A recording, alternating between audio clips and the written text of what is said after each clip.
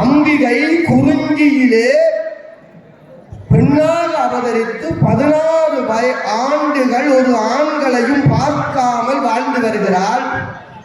நாரதர் மூலம் இதை கேள்விப்பட்ட தாராசுரன் அந்த குறிஞ்சிக்கு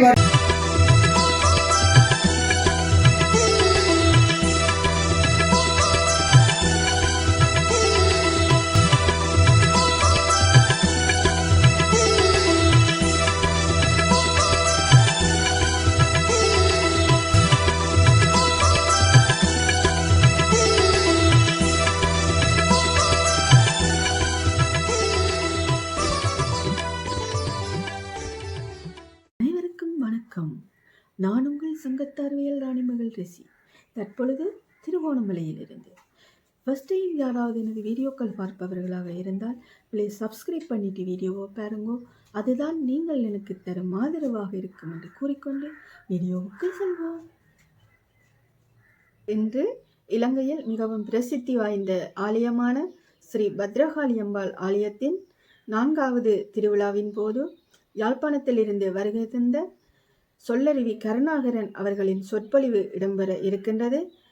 வாங்கோ, நாங்கள் அனைவரும் சென்று அவரின் சொற்பொழிவை கண்டு மகிழ்வோம். உழுவார் களமும் நய உரைகள் தேடி கொளிக்கும் கவிவாளர் நாளும் செழுங்கடலை ஓடி பெருகும் அறிவாளர் நெஞ்சும் உவந்து நலம் ஆடிக்கழிக்கும் கலாபமயிலே உன் பாதம் அடைக்கலமே என்று என் கடமைகளை வேண்டி என்னை ஈன்ற பெற்றோர்களையும் எனக்கு கல்வி கற்பித்த குருமார்களையும் மனத்திலே இருத்தி அவைத்து வருகிறேன். முப்போதும் இறைவனுடைய திருமேனி தீண்டும் பேறு பெற்ற ஆலயத்தினுடைய அந்தன பெரியோர்களே, அவையிலே வீட்டிருக்கக்கூடிய அம்மனுடைய மூலா அடியவர்களே, இன்றைய உபயகாரர்களே, உங்கள் அனைவரையும் மனம் ஒளி மெய்களினால் வணங்கி மிகுந்த மகிழ்ச்சி அடைகிறேன். இன்றைய தினம் திருவருளும் குருவருளும் இறைவனுடைய அழைப்பும் கிடைத்தபடியினால் வடக்கும் கிழக்கும் மாகாணங்களாக பிரிந்திருந்தால் கூட இனத்தால், மதத்தால், மொழியால், மனித நேயத்தால் நாங்கள் ஒன்றுபட்டவர்கள் என்கின்ற நிலையிலே வரலாற்று புகழ்மிக்க இலங்கையிலே இருக்கக்கூடிய புகழ்பெற்ற ஆலயங்களிலே ஒன்றாக இருக்கக்கூடிய திருகோணமலையிலே இருந்து அருள்பாலித்துக் கொண்டிருக்கக்கூடிய காளியம்மனுடைய ஆலயத்திலே உங்களோடு சேர்ந்து சமயத்தை சிந்திக்கின்ற பாக்கியம் எனக்கு கிடைத்திருக்கிறது. சிவபெருமான் பல அவதாரங்கள் எடுத்தார். அதே போல அம்பிகையும் பல அவதாரங்கள் எடுத்தார். அம்பிகையினுடைய அவதாரங்களிலே மிக முக்கியமான 10 அவதாரத்தை இன்றைக்கு நாங்கள் கொண்டாடி கொண்டிருக்கின்றோம். அந்த 10 அவதாரங்களிலே அம்பிகையினுடைய முதலாவது அவதாரமாக இருக்கக்கூடியதே காளியம்மன் அவதாரம்தான். தாரகாசுரன் என்ற ஒரு அசுரன் பிரம்மதேவரை நோக்கி பெருந்தவம் செய்து ஒரு வரத்தை பெற்றுக் கொண்டார். என்ன வரம் என்றால், எனக்கு மரணம் நிகழ வேண்டுமாக இருந்தால் 16 வயது நிரம்பிய ஒரு கன்னி பெண், இதுவரை காலமும் ஆண்களையே பார்க்காத 16 வயது நிறைந்த ஒரு கன்னி பெண்ணினால் எனக்கு மரணம் நிகழ வேண்டும் என்ற ஒரு வரத்தை பெற்றுக் கொண்டார். நமது இலக்கியங்களிலே எங்களுக்கு தெரியும், வரத்தை பெற்றவுடன் நாங்கள் ஆடுகின்ற ஆட்டம் மிகப்பெரிய ஆட்டம். அதன் பின்னாலே ஆணவம் மேலோங்கி அவன் மிகுந்த துஷ்ட செயல்களை செய்தார். அந்த வேளையிலே சிவபெருமானோடு அம்பிகை கூடி பேசி, அடியார்களுக்கு துன்பம் யார் கொடுத்தாலும், உயிர்களுக்கு யார் துன்பத்தை கொடுத்தாலும் அம்பிகை கொடுக்க மாட்டார். அம்பிகை குறிஞ்சியிலே பெண்ணாக அவதரித்து 16 ஆண்டுகள் ஒரு ஆண்களையும் பார்க்காமல் வாழ்ந்து வருகிறாள். நாரதர் மூலம் இதை கேள்விப்பட்ட தாராசுரன் அந்த குறிஞ்சிக்கு வருகின்ற பொழுது அம்பிகை அவனை வதம் செய்தார். ஏன் சொல்லுகிறேன் என்றால், உயிர்களை நேசிக்கின்ற காக்கின்ற மிகப்பெரிய பொறுப்பிலே இருக்கக்கூடிய என்னுடைய அம்பிகையினுடைய தசாவதாரத்திலே முதலாவது அவதாரமே பத்ரகாளி அம்மன் அவதாரம். இது பத்ரகாளி அம்மன் கோவில், அம்பிகையினுடைய முதலாவது அவதாரம் என்பதை நான் மனதிலே வைத்துக் கொள்ளுகிறேன். பொதுவாக ஒரு சைவ சமயத்திலே ஒரு பதனத்தை நாங்கள் சொல்லுவோம். சிவன் என்றே சக்தி இல்லை, சக்தியின்றி சிவன் இல்லை என்று நாங்கள் பேசுகிறோம். என்னை பொறுத்தவரையிலே சக்தி இல்லை என்றால் சிவன் இல்லை என்றுதான் நான் ஏற்றுக்கொள்வேன். ஏன் என்று ஒரு உதாரணம் சொல்லுகிறேன். வீட்டிலே ஒரு விசேஷம் நடைபெறுகிறது. அதிலே ஒருவர் ஒரு வேலையுமே செய்யாமல் அது அப்படி செய்ய வேண்டாம், அது செய்வது கடினம், இது இப்படி செய்ய இயலாது என்று முட்டுக்கட்டை போட்டுக் கொண்டு இருக்கிறார் என்றால், அந்த வேலையை செய்யக்கூடிய ஒருவர் என்ன சொல்லுவார்? உன்னால இயலாது என்றால் சிவனே என்று ஒரு மூலையில போயிரு. ஏன்? உன்னால இயலாது என்றால் உனக்கு செய்ய சக்தி இல்லை என்றால் மூலையில போயிரு என்றால் பொருள். இந்த விஞ்ஞானம் படிக்கின்ற மாணவர்களுக்கு தெரியும், இயக்கம் என்று ஒரு பாடம் இருக்கிறது. 2 வகையான சக்தியை விஞ்ஞானம் உங்களுக்கு சொல்லி இருக்கிறது. ஒன்று டைனமிக் எனர்ஜி, மற்றது பொட்டன்ஷியல் எனர்ஜி. இயக்க சக்தி, மற்றது அழுத்த சக்தி. எந்த பொருளும் இயங்குவதற்கு தேவையான இயக்க சக்தியும் அழுத்த சக்தியும் தேவை என்றால் நாங்கள் சக்தி தேவியாக இருக்கக்கூடிய அம்மனை வழிபட வேண்டும். இன்னைக்கு நான் பேச வேண்டும் என்று வந்த விடயம், திருத்தொண்டர் புராணத்துக்குள்ளாலே சில விடயங்களை நான் பேச வேண்டும் என்று வந்தேன். எங்களிடம் பல இலக்கியங்கள் இருக்கின்றன. ஒவ்வொரு இலக்கியத்தையும் தமிழர்கள் ஒவ்வொரு வகைப்படுத்தினார்கள். கம்பனுடைய ராமாயணத்தை அன்பு நூல் என்று வகைப்படுத்தினோம். அதை கம்பனே சொல்லுகிறான். ஓசை பெற்றுயர் பாற்கடல் உற்றொரு பூசை முற்றவும் நக்குவு புக்கன ஆசை பற்றி அறியலுற்றேன் பற்றி காசில் குற்றத்து ராமர் கதையதோ என்று கம்பன் சொல்லுகிறான். ஆசை பற்றி அறியலுற்றேன். ஆக கம்பராமாயணம் அன்பு நூல்.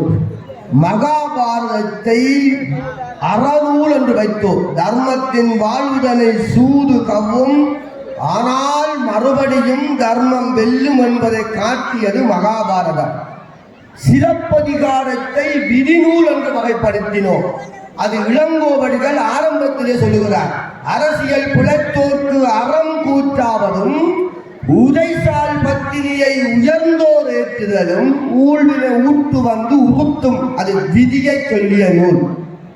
கந்த புராணத்தை, அது முருகப்பெருமானை பற்றி பேசினாலும் கந்த புராணத்தை சிவநூல் என்று வகைப்படுத்தினோம். அந்த வகையிலே சேக்குலாருடைய பெரிய புராணத்தை அருள் நூல் என்று வகைப்படுத்தியவர்கள் நாங்கள். இந்த பெரிய புராணத்தை பேசினால், அதை கேட்டால், அதை படித்தால் என்ன பயன் என்று சேக்கிழார் பதிவு செய்கிறார். பெருகலாம் தவம், பேதமை தீரலாம், திரிகளாகிய சிந்தை திருங்கலாம். இதற்குத்தான் பெரிய புராணம். இந்த நூல் எப்படி வந்தது என்கின்ற வரலாற்றை இன்றைக்கு நான் பேச போகிறேன். படிக்கின்ற மாணவர்கள் இங்கே கண்ணு கட்டிய தூரம் வரை இருக்கின்றபடியினால் இன்றைக்கு இருக்கக்கூடிய சந்ததி பெரிய புராணத்தை எல்லாம் நீ எடுத்து படிக்குமா என்பது கேள்விக்குறியாக இருக்கின்ற காலத்தில் வாழ்ந்து கொண்டிருக்கின்றோம். ஒரு நாட்டுக்கு புதிதாக ஒரு அரசன் பதவியேற்று வருகிறார். வருகின்ற பொழுது அந்த நாட்டுடைய அமைச்சர் அந்த மன்னனுக்கு அந்த அரண்மனையை சுற்றி காட்டிக் கொண்டு வருகிறார்.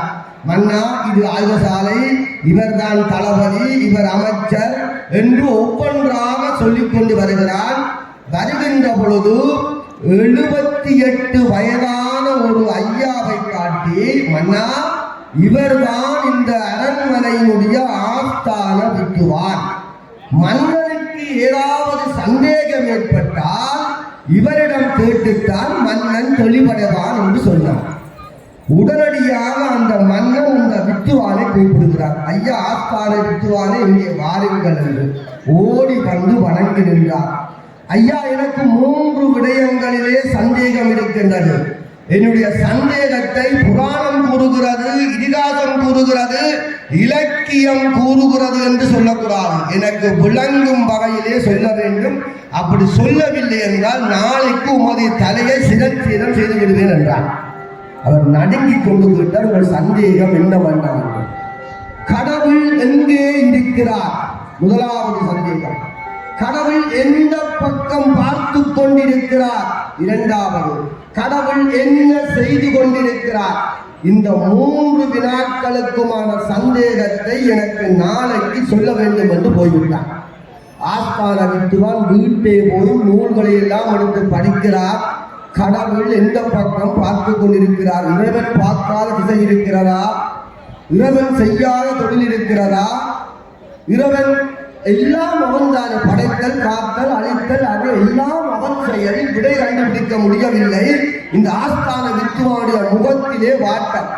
அவருடைய பேரப்பிள்ளையாக இருக்கக்கூடிய சிறுமி கேட்கிறார், தாத்தா, உங்கள் முகமே இன்றைக்கு வாடி இருக்கிறது என்று. முட்டாள் மன்னன் 3 வினாக்களை கேட்டுவிட்டான். அவனுக்கு விளங்கும்படி நான் சொல்ல வேண்டும். என்னால் சொல்ல முடியாத போல் இருக்கிறது. நாளைய தினம் நான் சாகப் போகிறேன் என்றார்.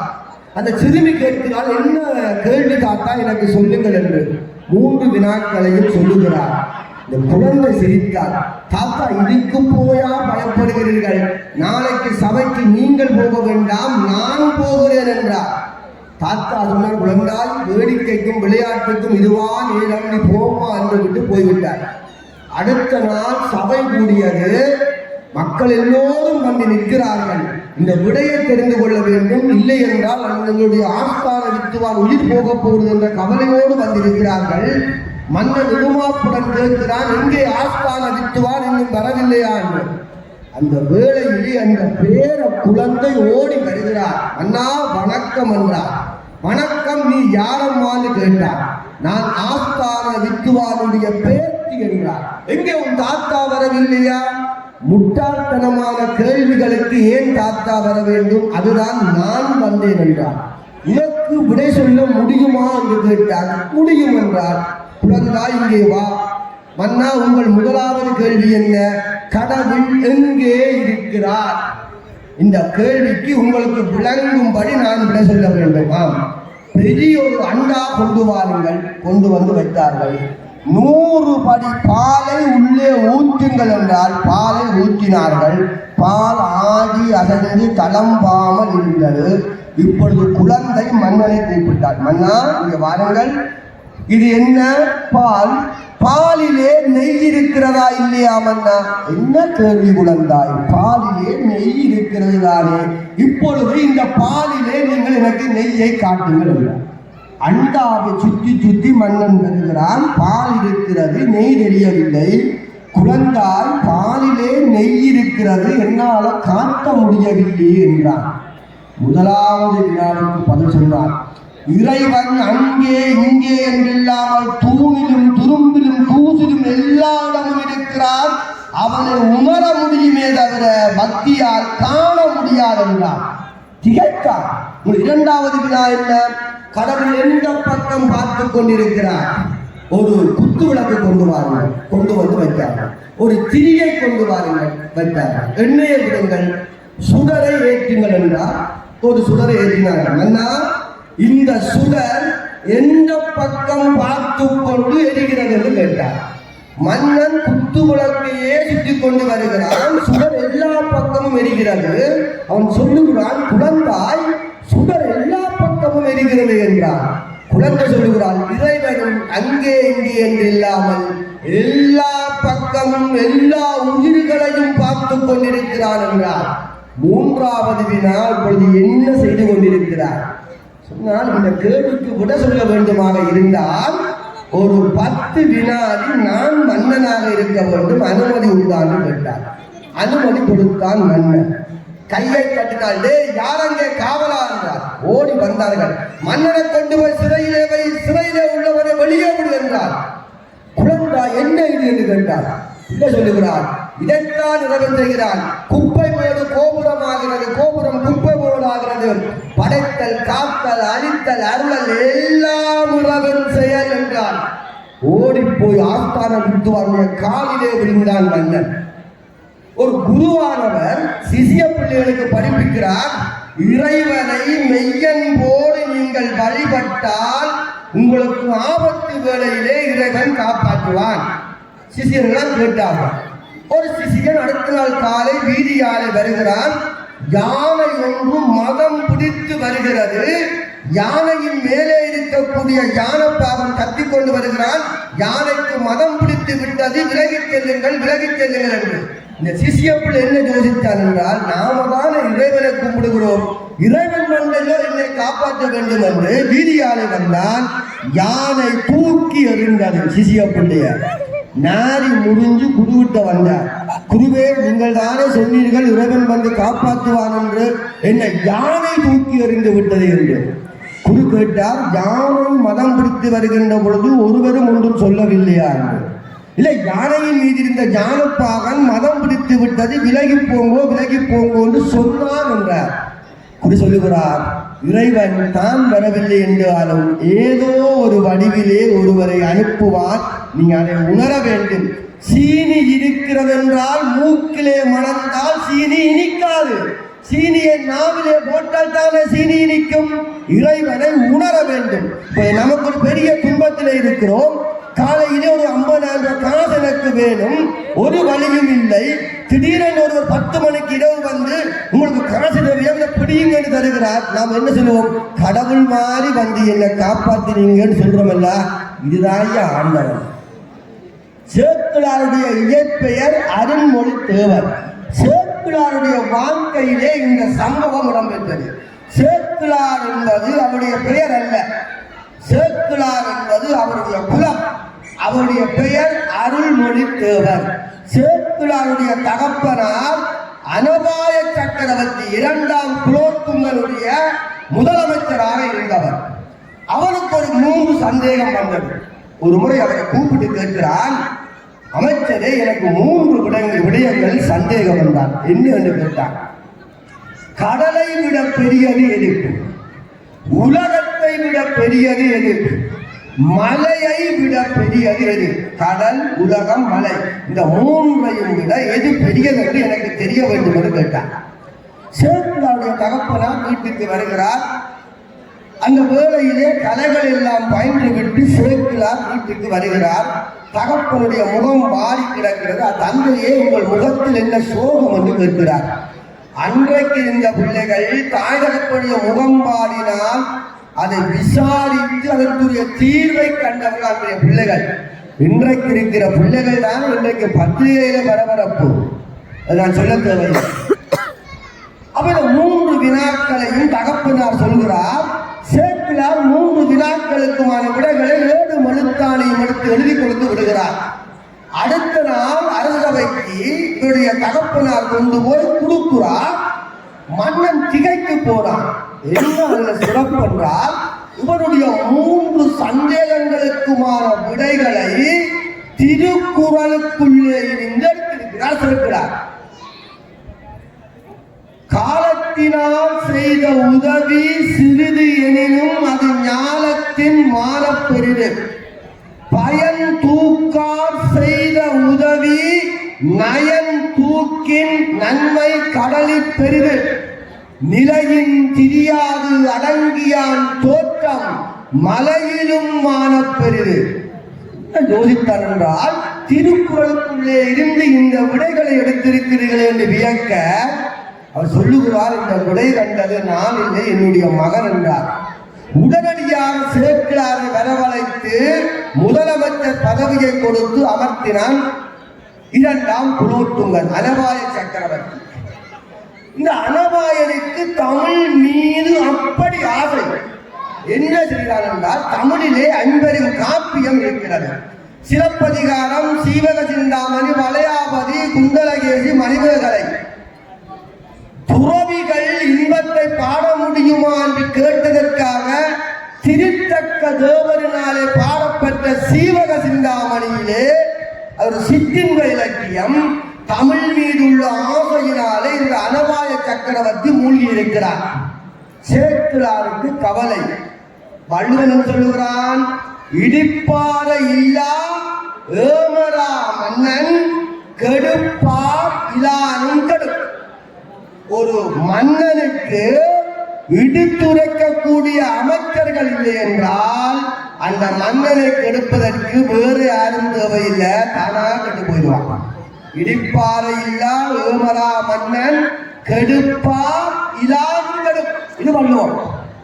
சேக்கிழாருக்கு என்ன கவலை என்றால், தமிழ் மீது உள்ள ஆசையினாலே இன்பச்சுவை உள்ள இலக்கியத்தை மன்னன் படிக்கிறானே என்று மன்னனுக்கு சொல்ல, மன்னா சிவகதை இருக்க நீங்கள் அவகதையை படிக்கிறீங்களே என்று கேட்டார். மன்னன் திரிந்துகின்ற உள்ளம், அது என்ன சிவகதை என்று கேட்க சேக்கிழார் விஷயத்தை சொல்லுகிறார். திருநாரையூரிலே பொல்லா பிள்ளையாருக்கு பூஜை புரிகின்ற ஒரு ஆதிசைவ குலம் இருந்தது.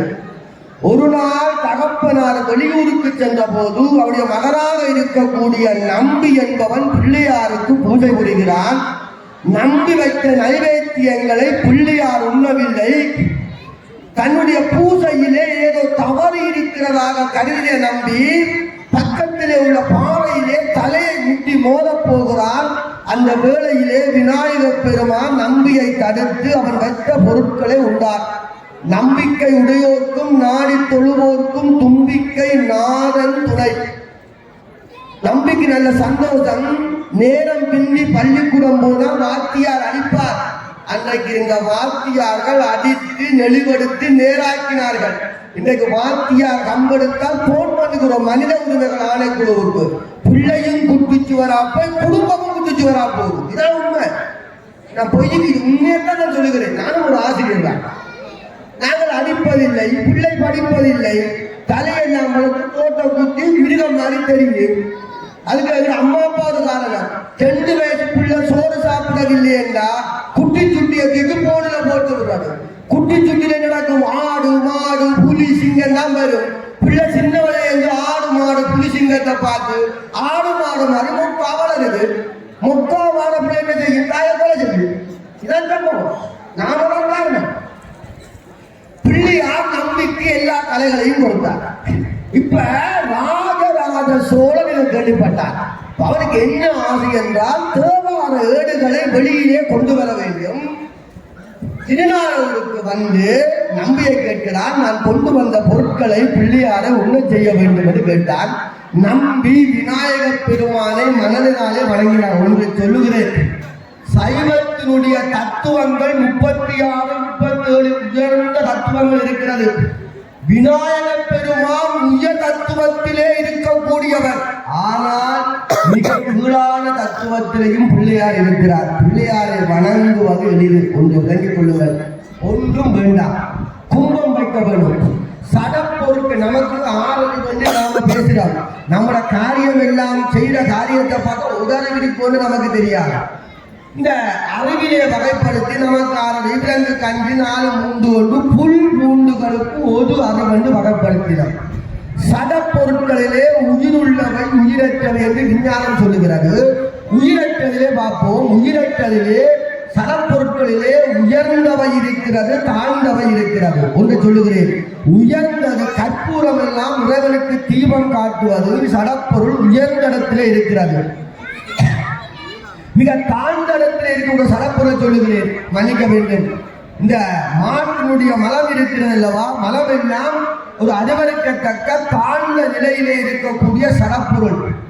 கும்பம் வைக்க வேண்டும் என்றால் தாழ்ந்த நிலையிலே இருக்கக்கூடிய மாட்டினுடைய சாணத்தை கொண்டு வந்து ஒரு அறிவிருக்கக்கூடிய புல்லை குத்தி போட்டு கும்பத்திலே வைத்து பிள்ளையார் வந்து விட்டோம் என்று பேசுகின்ற சமயத்துக்கு நாங்கள் சொந்தக்காரன் தான் விநாயகர் வழிபாடு.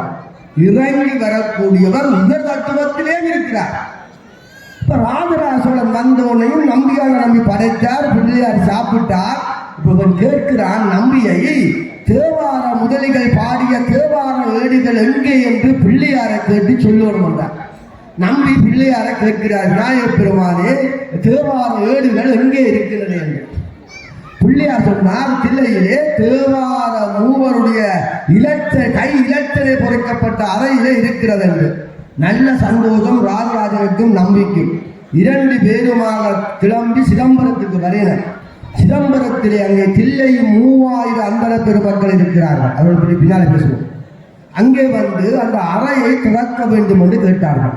அவர் சொன்னார்கள், தேவாரம் பாடிய மூவர் வந்தால் அன்று இந்த அறையை திறக்க இயலாது. தில்லையிலே இருக்கக்கூடிய அந்தர பெருமக்கள்.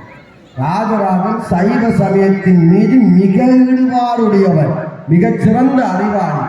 என்ன செய்தார் என்றால், தேவாரம் பாடிய மூவருடைய உருவச்சிலைகளை செய்து மிகப்பெரிய பூஜை செய்து திருவீதி வலம் கொண்டு வந்து அந்த அறைக்கு முன்னாலே கொண்டு வந்து நிறுத்தி சொல்லுகிறார், தேவாரம் பாடிய மூவரும் வந்திருக்கிறார்கள், இப்போது அறையை திறவுங்கள் என்று. அவருடைய பக்தியை கண்டு மெய்மறந்து போன அந்தன சிவாச்சாரியார் அந்த அறையை திறக்கிறார்கள். தேவார ஏடுகள் செல்லரித்து அப்படி எல்லாம் இருக்கிறது. ஒரு அசரீதி கேட்கிறது, காலத்திற்கு ஏற்றவற்றை வச்சிருக்கிறோம் என்று அதை எடுத்து நம்பி அடங்கல் முறையாக செய்தார் என்கின்ற விடயத்தை சேக்கிழார் சொன்னார். இதற்கு முதல் திருத்தொண்ட தொகை ஒருவர் பாடியிருக்கிறார். யாரு? சுந்தரமூர்த்தி சுவாமிகள். அவர் பாடின வரலாறுப்படி 63 நாயன்மார்களிலே மிக வில்லங்கமான ஒரு மனுஷன் இருக்கிறார். மலையாள தேசத்து ஆள் டக்கண்டு கோவிப்பார், உடனே கோவம்பர். அவர்தான் விரல் மிண்ட நாயனார், பொல்லாதார். சுந்தரமூர்த்தி சுவாமிகள் தில்லைக்கு வருகிறார். தேவாதிக மண்டபத்திலே அடியார்கள் நிற்கிறார்கள். மனத்தினாலே அவர்களை வணங்கிக் கொண்டு ஆலயத்துக்கு போனார். நம்மட கற்பனையிலே கொஞ்சம் கலைக்கணும். பக்கத்தில் நின்ற ஒருவன் என்ன செய்திருப்பான்? விரல் முண்டர என்ன நாங்கள் எல்லாம் நிற்கிறோம், சுந்தரன் எங்களை மதிக்காம போறான் கோயிலுக்கு என்று சொல்லி இருக்கணும். அந்த ஆளுக்கு என்ன டக்கன்னு கோவிக்கும். டக்கன்னு சொன்னால் எங்களை மதிக்காம போனானே சுந்தரன், அவன் சமயத்துக்கு புறவண்டார். சமயத்துக்கு பிறகு என்றால் சைவ சமயத்தை விட்டு சுந்தரமூர்த்தியை தூக்கி வருகிறவை நான் பொருள். இப்ப கேட்டவருக்கு திருப்தி இல்லை போல திருப்பியும் கேட்டிருக்கணும். இல்ல சுந்தரமூர்த்தி நாயனார தூக்கி வச்சிட்டோம், இவரை தடுத்தால் கொண்டாரே சிவபெருமான் உள்ள இருக்கிறாரே, அவருக்கு என்ன தண்டனை? உடல் முந்தரை பற்றி தெரிந்தாரே, டக்கண்டு மதிப்பார். சிவபெருமானும் சமயத்துக்கு புறப்பட்டார். சைவ சமயத்தினுடைய முழு முதற் கடவுளாக இருக்கக்கூடிய சிவபெருமானையே சைவத்தை விட்டு தூக்கி வெளியில பகிர் சொல்லுகின்ற ஒருவரை 63 அடியார்களாக வணங்குகின்ற மரபுக்குரியவர்கள் நாங்கள். அடியார் சுந்தரன் உள்ள போனால் சிவன் சொன்னார், சுந்தரா உன்னால நீ கேட்ட, என்னால நான் கேட்டேன். நீ ஏனப்பா கும்பிட இல்லை, என்ன செய்யலாம்னு கேட்டார். ஒன்றும் இல்லை, அடியார்களை பாடுவல்ல. இவருக்கு ஸ்டார்டிங் எப்பவுமே பிரச்சனை, எங்கென்று பாடுவன்? அடியெடுத்து கொடுத்தார். தில்லை வாழ் அந்தனர்தம் அடியார்க்கும் அடியேன் 60 அடியார்களை 11 பாட்டுக்களால் திருத்தொண்ட தொகையை சுந்தரமூர்த்தி சுவாமிகள் பாடினார். தில்லை வாழ் அந்தனதம் அடியார்க்கும் அடியேன் திருநீலகண்டத்து குயவனார்க்கடியேன் இல்லையே என்னால இயற்பனைக்கும் அடியேன் வெல்லுமா மிக வெல்லம் எப்பொருளுக்கு அடியேன் பாடினார். இந்த விடயத்தையும் ஆறு சேக்கிழார் அமைச்சருக்கு சொன்னார். இந்த இடத்தோடு சின்ன குறுக்கீடு, இந்த தில்லையிலே வாழக்கூடிய அந்தன பெருமக்கள் சொல்லுகிறோம் அல்லவா, அவர்கள் எப்படி வந்தார்கள் என்று ஒரு சின்ன விளக்கம். சிவபெருமானுடைய ஆனந்த நடனத்தை பார்த்துவிட்டு போன திருமால் பாற்கடலிலே படுத்திருந்து துயில் கொண்டு அதை மனதுக்குள்ளே நினைத்து மகிழ்ச்சி அடைகிறார். இவரை தாங்கி இருக்கக்கூடிய ஆதிசேஷன் இருக்கிறார் அல்லவா, இவர் மனதிலே சிவபெருமானை நினைத்து நடனத்தை நினைத்து மகிழ்ச்சி அடைய இவருடைய பாரம் சிவபெருமான் உள்ள வர இவருடைய பாரம் கூடி கீழே ஆதிசேஷன் போகிறார். சுவாமி, இன்றைக்கு உங்கள் பாரம் அதிகரிக்கிறதே, என்ன காரணம் என்று கேட்டார். இல்லை, சிவபெருமானுடைய ஆனந்த தாண்டவத்தை பார்த்து விட்டு வந்தேன், மனதுக்குள்ளே நினைத்தேன், அதுதான் என்றார். அதை நாங்கள் பார்க்க முடியாதா என்று கேட்டார். ஏன் முடியாது? தில்லையிலே வியாக்கிரபாதன் என்ற முனிவர் தவம் செய்கிறார். நீயும் போய் தவம் செய்தால் பார்க்கலாம் என்று அங்கே இருந்து வந்தவர் தான் இந்த ஆதிசன் தான் பதஞ்சலி முனிவராக வந்து தவம் செய்து ஒரு தை மாதம் வியாழக்கிழமை பூர நட்சத்திரத்திலே சிவருமானுடைய ஆனந்த தாண்டவத்தை பார்த்தார்கள். ஒரு முறை இந்த சிவருமானுடைய நடனத்தை பார்ப்பதற்காக 78,000 தேவர்கள், முனிவர்கள், ரிஷிகள் எல்லாரும் வந்தார்கள். வந்து மகிழ்ந்து பார்த்துவிட்டு எல்லாரும் திரும்பி போகின்ற பொழுது 3000 பேர் மட்டும் சிவபெருமானோடு நாங்கள் இருக்க போகிறோம், பூஜை புரிய போகிறோம் என்று போகவில்லை. அவர்கள் இறைவனாலே தீட்சிக்கப்பட்ட தீட்சகர்கள். தில்லையில் ஒரு முறை இருக்கிறது. அந்தன பெரியோர்கள் திருமணம் ஆனாத்தான் இறைவனை தொட்டு பூஜை செய்ய முடியும். நம்ம சமயத்திலே உபநயனங்கள் முடிந்து விட்டால், சடங்குகள் முடிந்து விட்டால் செய்யலாம். தில்லையிலே அப்படி செய்ய முடியாது. தில்லை பெண் எல்லை தாண்ட மாட்டாள் என்பார்கள். திருமணம் கூட அவர்களுக்குள்ளே செய்து கொள்வார்கள். தில்லையிலேயும் ஒரு காளி கோவில் இருக்கிறது. இவர்கள் வந்து விட்டார்கள், இங்கே இருந்து விட்டார்கள். இப்ப பிரம்மதேவர் ஒரு யாகம் செய்தார். பிரம்மதேவர் யாகம் செய்கின்ற பொழுது எல்லோருக்கும் அழைப்பு கொடுத்தார். இந்த 3000 பேருக்கும் அழைப்பு கொடுத்தார். இவர்கள் சொன்னார்கள், நாங்கள் வரவில்லை, சிவபெருமானுக்கு பூஜை புரிய வேண்டும், நாங்கள் வரவில்லை என்றார்கள். இந்த பதஞ்சலி முனிவரும் வியாக்கிரபாதரும் நாங்கள் பூஜைகளை கவனிக்கிறோம், நீங்கள் செல்லுங்கள் என்று சொல்ல இந்த 3000 பேரும் போனார்கள். 3000 இல்லையா என்று நான் பின்னால சொல்ல 3000 என்று வைத்துக் கொள்வோம். போய் எல்லாம் முடிந்தவுடன் இன்றைக்கு நம்ம நாட்டில் பழக்கம் இருக்கிறது அல்லவா, திருமணத்துக்கு அந்தியேட்டுக்கு போறோம், ரேய கொடுத்துக்கிறோம், சொம்ப கொடுத்துக்கிறோம், ரிட்டர்ன் கிஃப்ட் என்று ஆங்கிலத்திலே சொல்லுவார்கள்.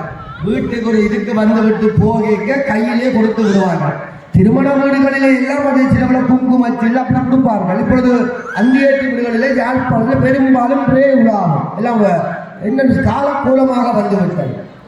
பிரம்மதேவருக்கும் ஒரு ஆசை, திரும்பி போகின்ற பொழுது கிஃப்ட் கொடுக்க வேண்டும் என்று இந்த 3000 பேருக்கும் ஒவ்வொன்றாக கொடுத்து கொண்டு போனால் 2999 கொடுத்து விட்டாச்சு.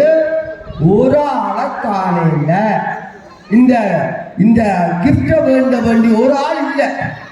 என்னடா எங்கே அந்த தில்லை 3000 அந்த பெரியவர்கள் எங்கே என்று தேடினால் சிவபெருமான் காட்சி கொடுக்கிறார்.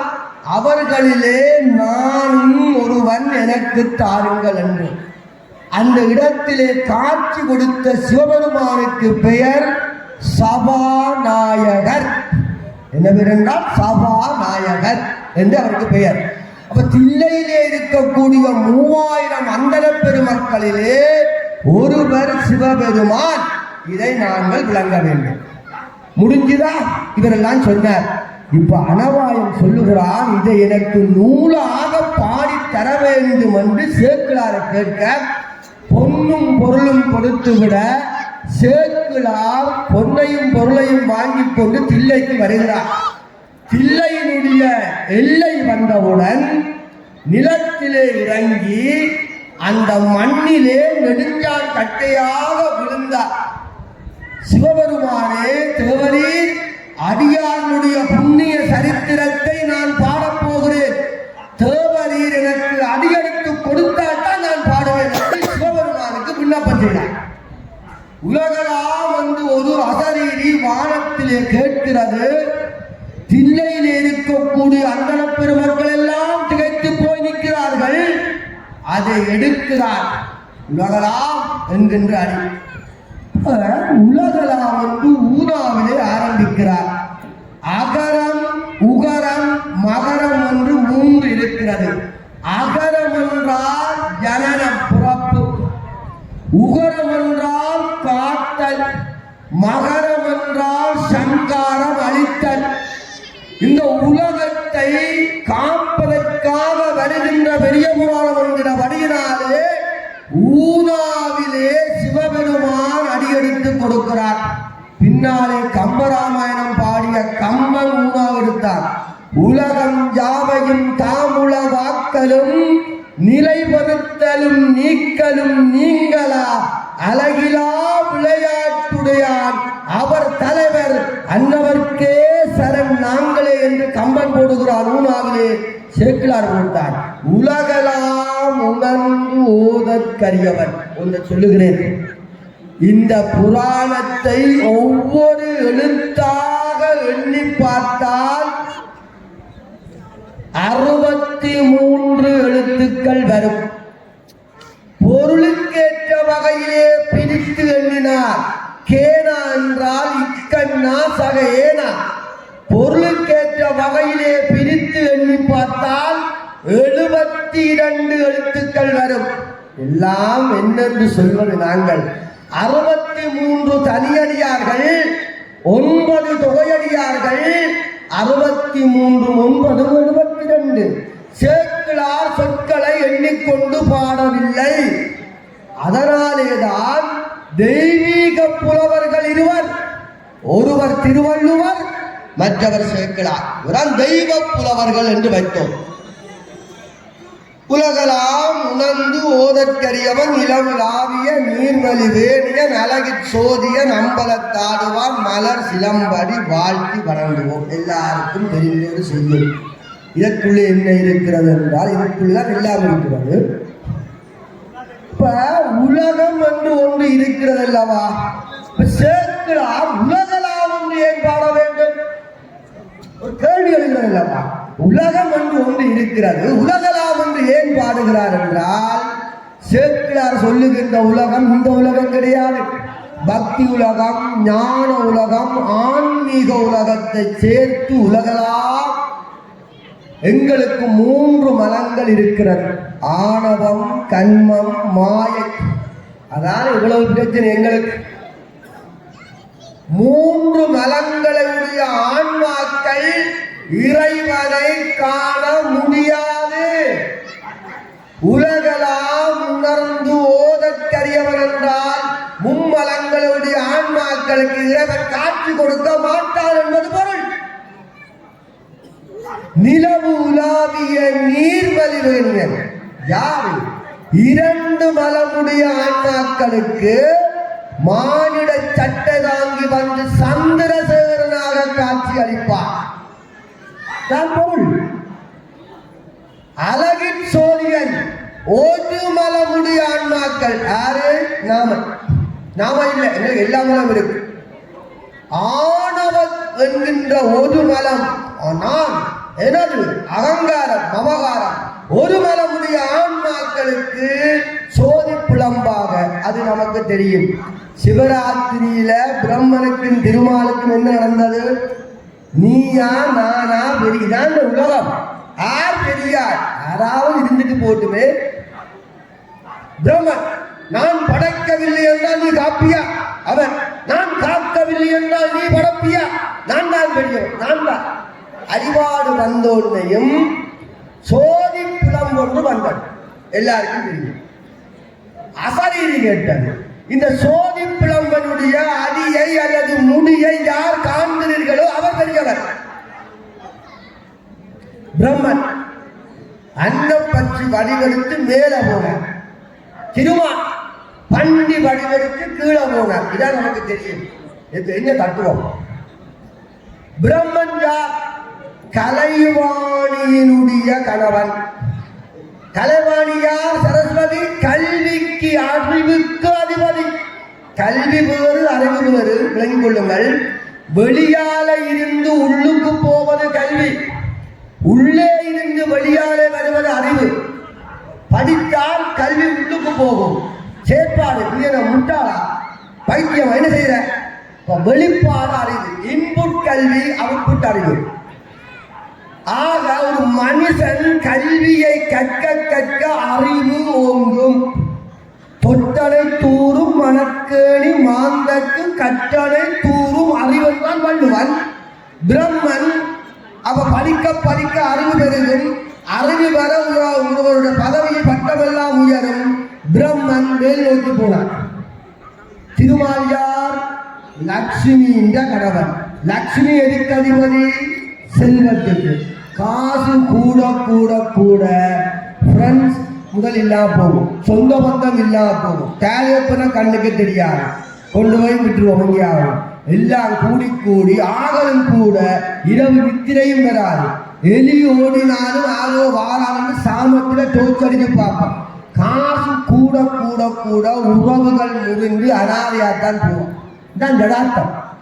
அப்ப காசு பணம் எங்க போகும்? பாதாளத்துக்கு தான் போகும். திருமால் கீழே போனார். பிரம்மன் தெரியும் கல்விக்கு அதிபதி என்ற கணவர் தாளம்பூ கண்டு வந்து பொய்ச்சாட்சி சொல்ல வச்சு தாளம்பூவை பூஜைக்கு எடுக்கிறேன். ஆனால் சிவராத்திரியிலே நள்ளிரவு பூஜையிலே அந்த பூவை எடுக்கிறோம்.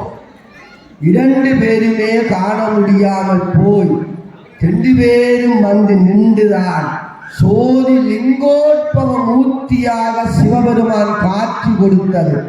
அப்ப அழகு சோதியன் என்றால் ஒரு மலமுடைய ஆன்மாக்களுக்கு சோதி புலம்பாக காட்சி கொடுப்பார்.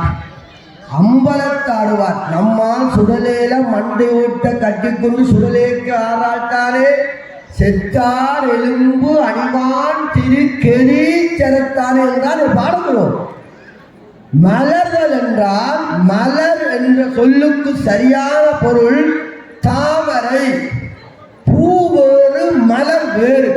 என்ன வித்தியாசம் என்றால் இறைவனுக்கு அர்ச்சிக்கப்படுபவை பூக்கள். மலர் என்றால் தாமரை. இறைவியே மலர் தாமரையில் வீற்றிருப்பார். பழம் வேறு கனி வேறு. பழம் என்றால் வாழைப்பழம், மற்றவை எல்லாம் கனிகள், மாங்கனி பலாக்கனி, அது வேறு வேறு. இத எல்லாம் எழுதி அடியெடுத்து கொடுத்து சேக்கிழாருடைய பெரிய புராணத்தை எல்லாம் நாள்தோறும் மன்னன் கேட்டு எவ்வளவு முடிஞ்சுன்னு கேட்டுக்கொண்டு வருகிறார்.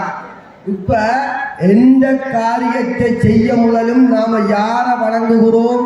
விநாயக பெருமாளைத்தானே வணங்குகிறோம். இப்ப உலகலாம் உணர்ந்தென்று எழுதியாச்சு. இப்ப விநாயகரை நினைத்து ஒரு செய்யலை சேக்கிழார் போடுகிறார். எடுக்கும் மாக்கதை இந்தமுள் செய்யுளால் நடக்கும் மேன்மை நமக்கருள் செய்திட தடக்கை அந்துடை தாழ் செவி நீள்முடி கடற்களிற்றை கருத்துள் இருத்துவாம் என்றார். எடுக்கும் மாக்கதை, மா வீரன், மாவீரன். மா என்றால் பெரிய என்று பொருள். மா என்றால் மகிமை வாய்ந்த என்று பொருள். எடுக்கும் மாக்கதை என்றால் நான் பாட இருக்கின்ற மகிமை வாய்ந்த கதை. இன் தமிழ் செய்யுளால் நடக்கும் மேன்மை என்றால் உயர்வு. நடக்கும் மேன்மை நமக்கு அருள் செய்திட தடக்கை 5 கைகளை உடையவர் விநாயகர் பெருமான். பஞ்சகிருத்தியங்களை செய்யக்கூடியவர் விநாயகர். தடக்கை 5 தாழ் செவி, சுலகு போல காது. ஏன்? அடியார்களை பிறவி பிணியிலே இருந்து பேரின்ப வாழ்வுக்கு காலாலே காற்றை அடித்துக் கொண்டு போகக்கூடியவர் விநாயகர். தடக்கை 5 தாழ் செடி நீள்முடி என்றால் தனக்கு மேலே தலைவன் இல்லாதவன் விநாயகன் என்று பொருள். கணங்களுக்கெல்லாம் தலைவன் கணபதி. அடியாற்ற விக்கிரங்களை தீர்ப்பவன் விக்னேஸ்வரன். தாழ் செடி நீள்முடி கடற்களிற்றை கருத்துள் இருத்துவாம் என்று பாடுகிறார். என்று சொல்லுகிறேன். இந்த ஆணவத்தினுடைய உச்சத்திலே ஆட்டம் போட்ட ஒருவன் உங்களுக்கு தெரியும், சூரன்.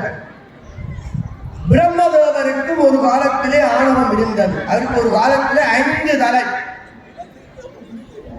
இவர் சிவபெருமானை மதிக்காமல் இருந்த வழியினாலே வைரவபுத்தம் தோன்றி நடுத்தலையை கிள்ளி எடுத்தது. பிரம்மனுடைய 4 பக்கமும் 4 வாய். அதனாலே அவருக்கு பெயர் திக்குவாயன். 4 திசையிலையும் 4 முகம். ஒவ்வொரு முகத்துக்கும் ஒவ்வொருவர் திக்குவாயன் என்று பொருள்.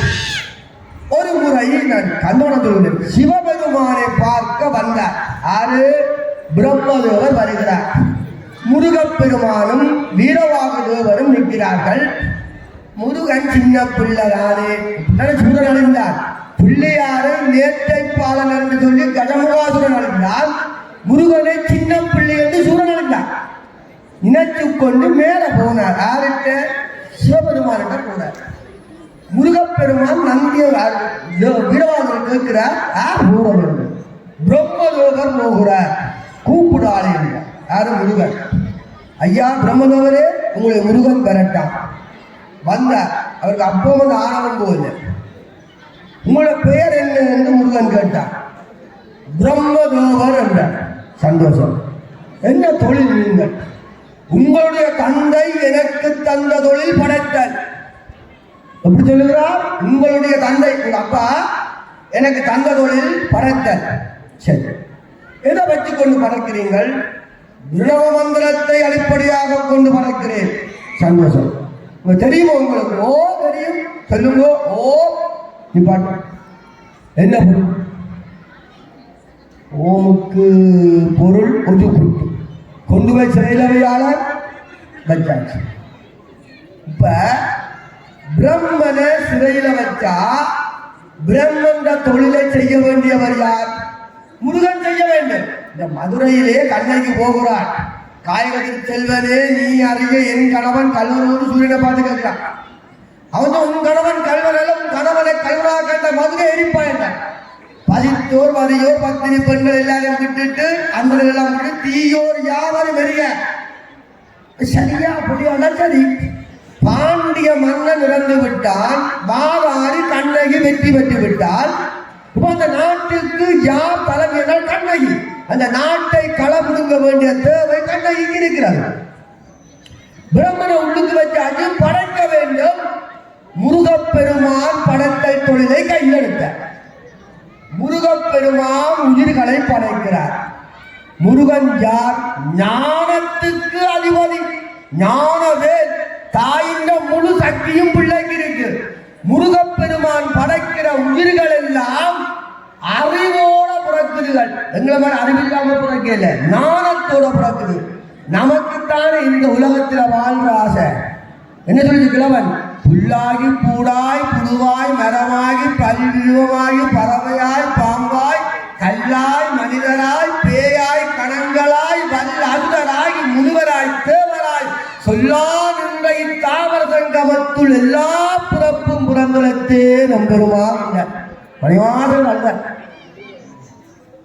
பிறந்த உயிர்களுக்கு ஞானம் இருந்தபடியினால் இந்த இல்வாழ்க்கை வேண்டாம், நாங்கள் வீடு பேருக்கு போறோம் என்று எல்லாரும் தேவலோகம் போயிட்டாங்க. எல்லாம் மேல போறாங்க. பேருங்க பெருவாழ்வு லைன்ல நிக்குது. தேவலோகத்தில் உள்ள தேவர்கள் எல்லாம் ஓடுகிறார்கள். சிவபெருமானே எங்களை காப்பாற்று. என்னப்பா முருகப்பெருமான் படைக்கிறார். பிறக்கின்ற உயிர்கள் எல்லாம் ஞானத்தோடு பிறக்குது. எல்லாரும் தேவலோகம் வந்துட்டார். இடம் இல்லை.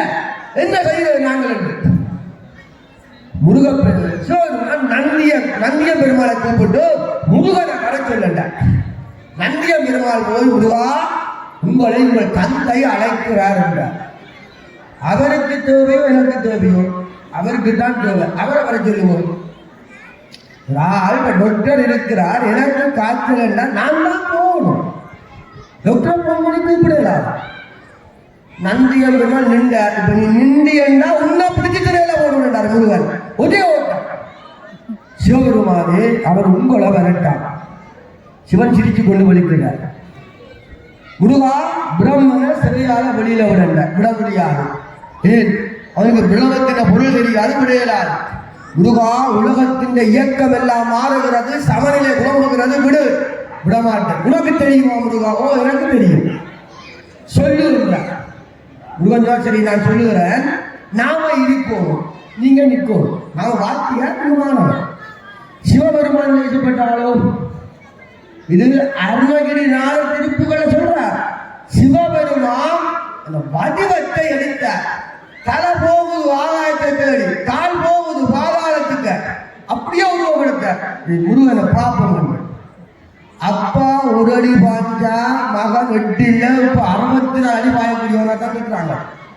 முருகன் சிரிச்சு போட்டு, அப்பா நீ எப்படி வளர்ந்தாலும் இந்த தோளும் காலும் அந்த சைட்டானு சின்ன ஒரு ஜம்ப் பண்ணினார் முருகன். வலது பக்க தோல்ல போய் இருந்தார் சிவபெருமான். யாரும் முருகப்பெருமான். சிவன் சிரிச்சார். நம்ம பிள்ளையாரு வலது பக்க காலிலே முருகப்பெருமான் ஓம் என்ற பிரம்மமந்திரத்தின் பொருளை சிவபெருமானுக்கு உரைத்தார். அதற்கு பல பொருள் இருக்கிறது. திருப்புகளிலே அருணகிரிநாதர் ஒரு பொருள், உயிர்களும் சக்தியும் சேர்ந்தது என்பது ஒரு பொருள். சிவபெருமான் அப்படியே முருகனை தூக்கி இடப்பக்கத்திலே இருக்கிறார்.